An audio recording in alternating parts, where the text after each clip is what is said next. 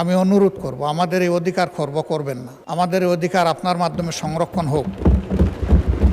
এই বিল দুটোই স্থগিত করেন। বেশিরভাগ সদস্য আমরা এখানে নতুন এসেছি, আমরা বিধি আস্তে আস্তে রপ্ত করছি।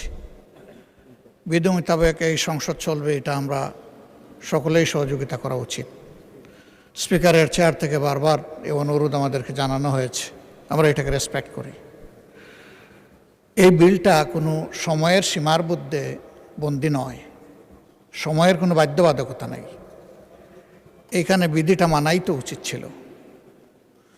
আমরা তো 3 দিন আগে, একদিন আগেও তো পেলাম না ম্যাটেরিয়ালস, জাস্ট এখন ডেস্কে এসে পেয়েছি। আমি অনুরোধ করব, আমাদের এই অধিকার খর্ব করবেন না। আমাদের এই অধিকার আপনার মাধ্যমে সংরক্ষণ হোক। এই বিল দুটোই স্থগিত করেন। যে দুইটার কাগজ আজকেই সরবরাহ করা হয়েছে, আমি আবারও বলছি, এটা সময়ের মধ্যে সীমাবদ্ধ নয়।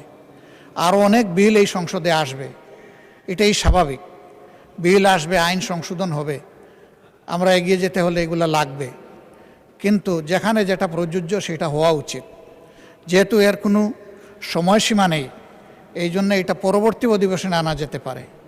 আমি অনুরোধ করব যে এই আলোচনা এখানেই স্থগিত করা উচিত। থ্যাংক ইউ মাননীয় স্পিকার।